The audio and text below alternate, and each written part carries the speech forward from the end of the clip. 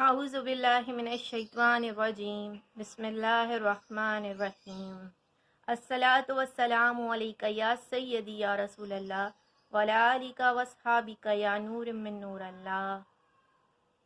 मैं अपनी वीडियो इस दुआ के साथ शुरू करती हूँ कि अल्लाह ताला आप सभी को खुश और आबाद रखे। अल्लाह ताला आप सबको मुझ समेत मक्का व मदीना की ज़ियारत नसीब फरमाए और अल्लाह ताला जिसको जो परेशानी है अल्लाह ताला उस परेशानी से निकाल दे और अल्लाह पाक हम सबको सेहत और तंदुरुस्ती वाली पुरसकून ज़िंदगी से नवाजें। आमीन या रब्बुल आलमीन। मेरी जानिब से तमाम व्यूअर्स को अस्सलामु अलैकुम व रहमतुल्लाहि व बरकातुहू। मैं माजरत ख्वाह हूँ कि कल मैं आपसे अपना व्लॉग स्टोरी वाला शेयर नहीं कर सकी। कुछ तबीयत में मसला रहता है, आजकल फिर से तकलीफ कुछ शुरू हुई है। खैर, मेरी रेडिएशंस हुई रमज़ान में, उन सारी रेडिएशंस करवाई। फर्स्ट वीक रेडिएशन के बाद उसका साइड इफ़ेक्ट स्टार्ट हो गया। बहुत तकलीफ़, रेडिएशन की इतनी तकलीफ़ कि मैं बर्दाश्त नहीं कर सकती थी। और उस रेडिएशन के साथ साथ वीकली एक सर्कल लगता था, एक कीमो लगती थी साथ। वो भी मेरे लिए बहुत ज़्यादा हो जाती थी क्योंकि रेडिएशन प्लस कीमो।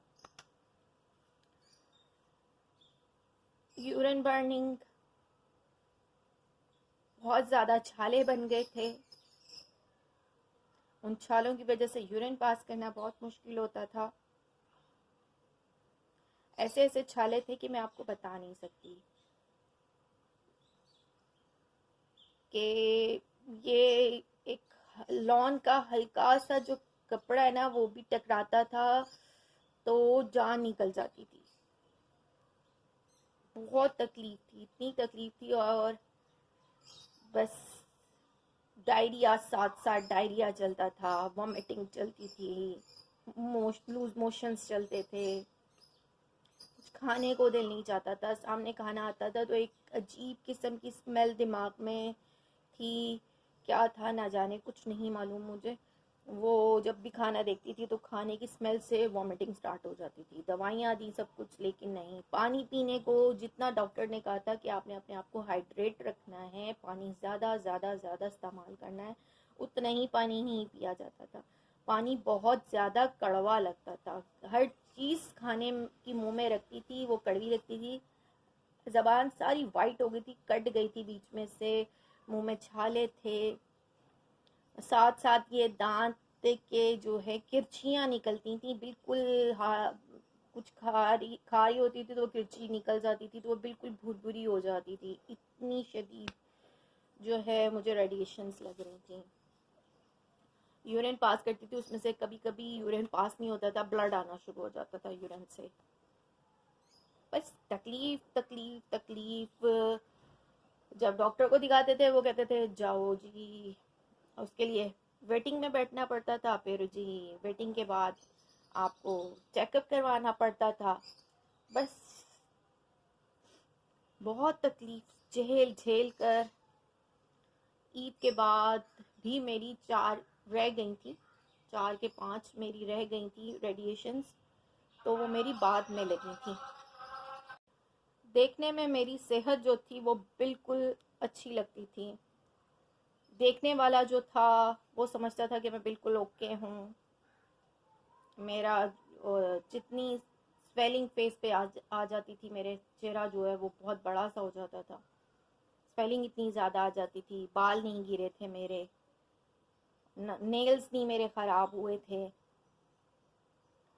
तो सब लोगों का यही था कि ये क्यों नहीं हुआ, चेहरा बिगड़ जाता है और ये हो जाता है वो हो जाता है। खैर मेरे साथ ऐसा कुछ भी नहीं हुआ, अल्हम्दुलिल्लाह। अल्लाह पाक का जितना एहसान मानूं मैं, हर सांस के साथ उसका एहसान है कि मैं यहाँ बैठी हूँ। वरना मैं बैठ भी नहीं सकती थी। अभी भी ज़्यादा देर मैं बैठ नहीं सकती, थोड़ा बैठ कर व्लॉग बनाती हूँ, फिर लेट जाती हूँ, फिर इसको स्टॉप करती हूँ, लेट जाती हूँ, फिर दोबारा स्टार्ट करती हूँ, क्योंकि कंटिन्यूसली बैठा नहीं जाता। ट्यूमर जो है वो ऐसा लगता है अंदर कांटे हैं जो चुभ रहे हैं। और उन दिनों तो ट्यूमर बिल्कुल सामने था, वो बिल्कुल नज़र आता था। बहुत खतरनाक। अल्लाह पाक किसी को भी ये बीमारी ना दे। इसके बाद जी रेडिएशंस ख़त्म हुई के बाद फिर डॉक्टर को दिखाया, उन्होंने चेकअप किया, उन्होंने बड़ी तसल्ली दी। फिर जी उन्होंने कहा जी आपकी ब्रैकीथेरेपी लगेगी, लेकिन आपको कुछ अरसे के बाद लगेगी। अभी आपके बहुत ज़्यादा जो अंदर हैं वो छाले बने हुए हैं, क्योंकि मेरा सीटी हुआ था उसके बाद, तो उन्होंने कुछ देखा होगा, उन्होंने कहा अंदर बहुत ज़्यादा स्वेलिंग है, छाले हैं, और वो अभी हम इसका कुछ नहीं कर सकते। ब्रैकीथेरेपी भी आपकी 1 मंथ के बाद होगी। मई गुज़रा, जून गुज़रा, जुलाई में तकरीबन फर्स्ट वीक में ही मेरा जुलाई में ब्रैकीथेरेपी का कॉल आ गया जिना एटॉमिक एनर्जी सेंटर से। वहाँ गई मैं। वहाँ ब्रैकीथेरेपी के लिए जो मैंने सबसे सुना था और जो भी मैंने गूगल पे सर्च किया था, तो उसमें एनेस्थीसिया दिया जाता था ब्रैकीथेरेपी करने से पहले। मैं गई, मेरी बारी आई, मैं फर्स्ट ही थी जो मुझे अंदर ले गई, मिस नाजिया। वो अंदर ले गई, डॉक्टर थी, उन्होंने जी कहा लेट जाए, टेबल पे लेट गए जी। अब उसके बाद जी उन्होंने टेंट्रम होता है उनका, एक डिवाइस होता है टेंट्रम, उन्होंने मुझे लेटार दिया, लोकल लगाया, लोकल इंजेक्शन सुन करने के लिए मुझे इंजेक्शन लगाया। अब उन्होंने मुझे लेटार दिया। मेरा बीपी, जब मैं उस टेबल पे लेटती थी, मेरा बीपी अप होना शुरू हो जाता था, मेरी हार्ट बीट और बीपी अप होना शुरू हो गया। उन्होंने फिर मुझे टैबलेट दी, मैंने कहा टैबलेट खा लो, टैबलेट खा ली। तो उन्होंने एक इंजेक्शन लगा दिया, आईवी मेरी लाइन लेकर उन्होंने इंजेक्शन भी लगा दिया। अब उन्होंने जो टेंट्रम अंदर मेरे उन्होंने करना था वो ऐसा था, अल्लाह पाक किसी को भी ये दिन ना दिखाए। टेबल पे लेटे ही उन्होंने सुन करना शुरू किया, इंजेक्शन लगाया, एक दफ़ा लगाया, 2 दफ़ा लगाया, तीसरी दफ़ा जब लगाया, लेकिन तकलीफ तो होनी थी। मैं आपके साथ वो क्लिप भी शायद शेयर करूं, जिसमें अपना तो नहीं लेकिन एक क्लिप है जो टेंट्रम का होगा, जो डिवाइस मेरे अंदर रखी थी, उस डिवाइस का मैं पिक्चर आप इसके साथ लिंक कर दूंगी। तो जी डिवाइस उन्होंने अंदर रखी मेरे, पैकिंग जो थी वो वॉशरूम वाली जगह पर पैकिंग रख दी, यूरिन वाली जगह पर यूरिन का जो पाइप था उन्होंने लगाया, वो लग नहीं रहा था एडल्ट वाला। फिर उन्होंने 8 साल की बच्ची का यूरिन वाला फॉलिस मंगाया है, वो मुझे पास हुआ है। अंदर इतनी श्रिंक हो गई थी मेरी यूरेथा जिस नाली में डालते हैं यूरिन का पाइप, वो नाली बिल्कुल सुकड़ चुकी थी। बहुत मुश्किल से वो उन्होंने पॉलिश मेरे यूरेथा में डाली, खैर, और उसको डाल के उसमें गिरा लगा दी। ना आप यूरिन पास कर सकते हो, ना आपका कुछ भी आप नहीं कर सकते, इतना बड़ा डिवाइस आपके अंदर रखा हुआ है। फिर जी मेरे कपड़े नहीं थे जिसम पे, उन्होंने जो चादर थी वही 2 पार्ट में मुझे लपेट दी और मेरा स्ट्रेचर जो था वो बाहर निकाल कर रख दिया, ब्रैकीथेरेपी रूम से बाहर। अब मुझे अब इंतज़ार हो रहा था जी, एम्बुलेंस वाला आएगा। उनके ब्रेकी सेंटर में या उनकी ब्रेकी थेरेपी रूम में उनका अपना सीटी स्कैन की मशीन नहीं थी। वो सीटी स्कैन की मशीन ख़राब हुई थी अरसा दराज से। एम्बुलेंस वाला आता था एटॉमिक एनर्जी के सामने से, जो भी साथ में होता था वो बेचारा घसीटता हुआ वहाँ तक लेकर जाता था। पहले तो इंतज़ार ही करना पड़ता था एम्बुलेंस वाला कब आएगा, कब वो इसमें डालेगा। फिर वहाँ सीटी रंगून वाला बिल्डिंग में लेकर जाते थे। और उस रास्ते में आप यकीन करेंगे कि मुझे टांगों से दोनों साइडों से बांधा हुआ होता था मेरे पेट पे। उस डिवाइस को अंदर रखने के लिए हर चीज़ के साथ बांधा जाता था ताकि डिवाइस हिले ना। और यकीन मानेंगे कि मैं कहती थी मौत आ जाए, मैं मर जाऊं। जो तकलीफ मैंने बर्दाश्त की,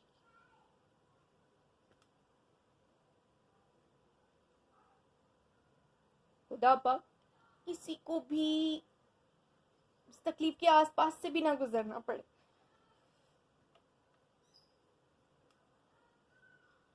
जो एम्बुलेंस में बिठा लिटाया हुआ होता था, जो स्ट्रेचर होता था, उसे एम्बुलेंस वाले स्ट्रेचर पर डालना, इतनी तकलीफ होती थी। वो हिलता था अंदर, डिवाइस अंदर हिलती थी, ब्लीडिंग होती थी उसके साथ साथ, डिवाइस हिलती थी। जारी बात है वो अंदर।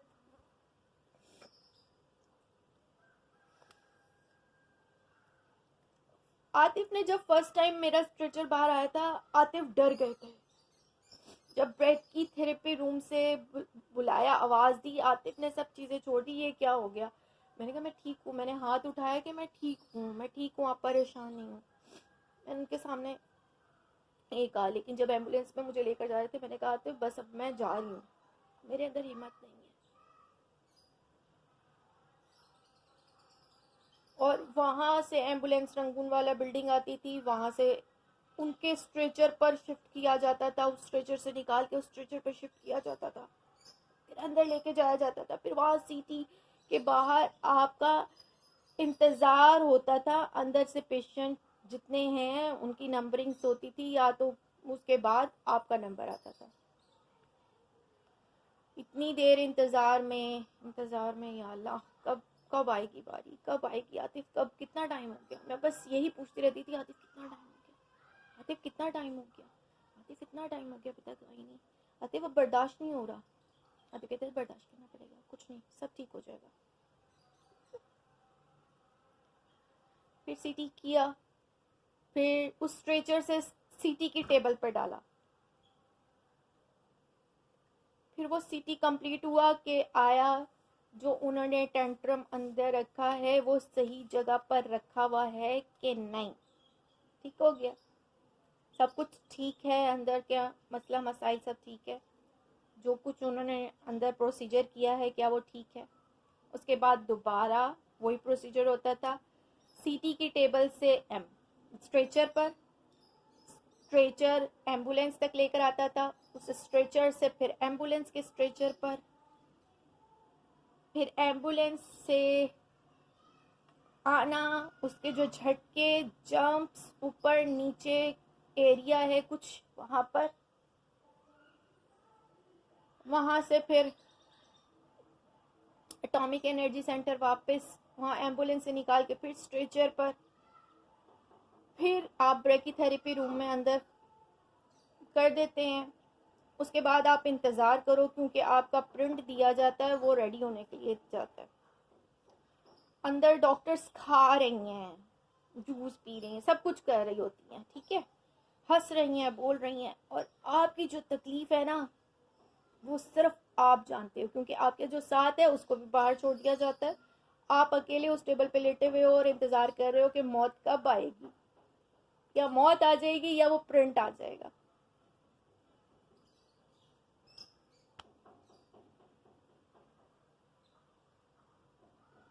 बहुत बहुत खतरनाक ट्रीटमेंट था वो। उसके बाद प्रिंट आ गया, तकरीबन 2 घंटे के बाद प्रिंट आया, अंदर लेकर गए। सुबह 8:30 बजे का मेरा टेंट्रम रखा हुआ है, 12 बज रहे हैं, अभी तक प्रिंट नहीं निकला। 1 बजे प्रिंट आया है, मुझे अंदर लेकर गए हैं। उनका ब्रेक टाइम हो जाता था बीच में ही, कुछ भी हो जाए उनका ब्रेक टाइम हो गया तो उन्होंने आपका टेंट्रम है, आप किसी भी कंडीशन में हो वो आप जानो, उनको कोई मसला नहीं होता। वो अपने ब्रेक टाइम पे चले गए हैं, सब कुछ, कोई भी नहीं है, डॉक्टर्स नहीं है, कोई भी नहीं है। बस आप इंतज़ार कर रहे हो कि ये सब मौत का सामान मेरे अंदर से निकले तो मैं आज़ाद हूँ।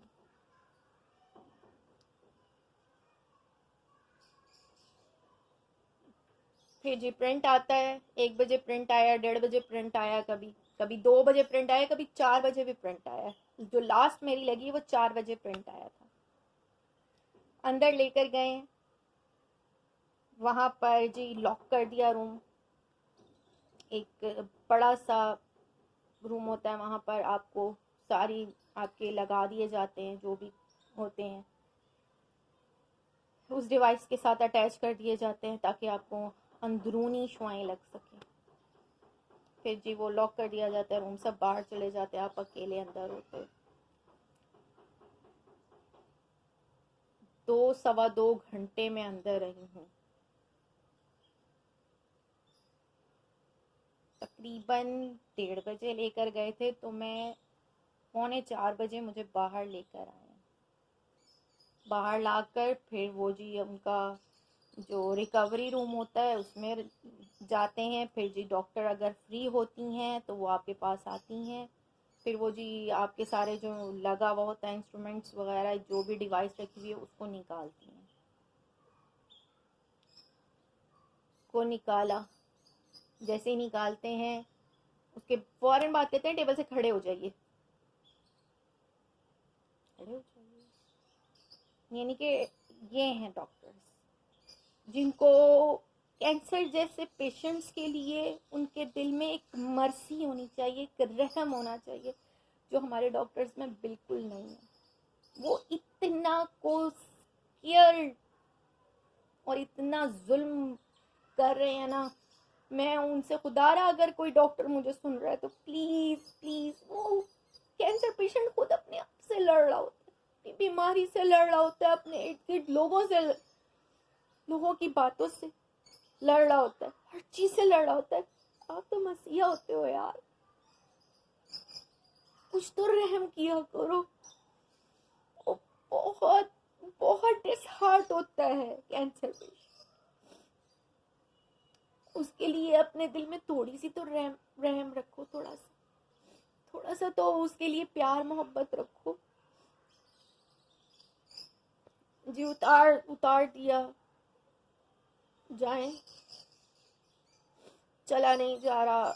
मुश्किल से आके टेबल पे बैठी तो फील हो रहा है जैसे कुछ आ रहा है बाहर। बड़ी मुश्किल से वॉशरूम गई, वॉशरूम में सारा ब्लड आ रहा है, ब्लड आ रहा है। खैर वो वक्त भी गुजरा, फिर आती एम्बुलेंस में मुझे डालते थे, तो यहाँ पर फ़ोन कर देते थे घर पर सबको कि आप लोग अलर्ट रहो। गर्मियों के दिन थे, मुझसे चल खड़ा होना मुश्किल होता था मुझसे। फिर मुझे ऊपर लेकर आते थे ये लोग, टेबल पे ही ऊपर लेकर आते थे, स्ट्रेचर पर ही मुझे ऊपर लेकर आते थे, मुझसे नहीं चला जाता था। समझ लें, ये तो मैंने आपको एक थेरेपी बताई है। इस तरह की 3 थेरेपीज मेरे साथ हुई हैं, और जो सबसे लास्ट वाली थी वो मुझे 12 बजे लेकर गए थे, 4:30 बजे मुझे निकाला था।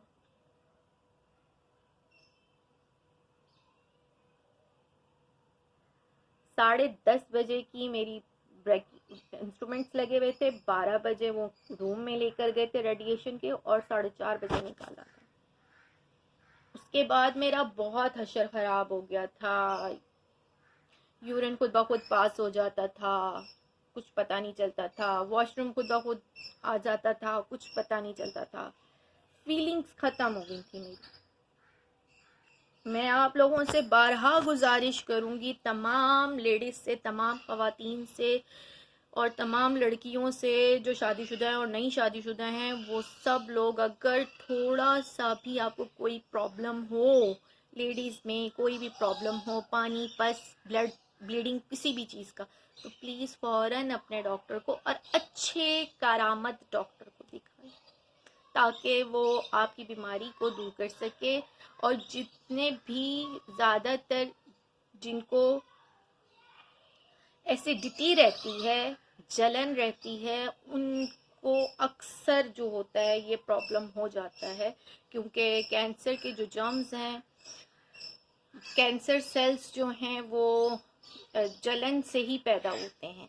जिनको एसिडिटी ज़्यादातर रहती है उनके लिए ये, लेकिन हर किसी के लिए नहीं है, ये भी किसी किसी के लिए है। तो मैं अपनी ये वीडियो और अपनी स्टोरी आगे कंटिन्यू करूँगी कल इंशाल्लाह, हो सका मुझसे तो। और मैं अपनी ये वीडियो इस दुआ के साथ ख़त्म करती हूँ कि अल्लाह ताला आप सभी को हर मर्ज कर्ज से दूर रखे।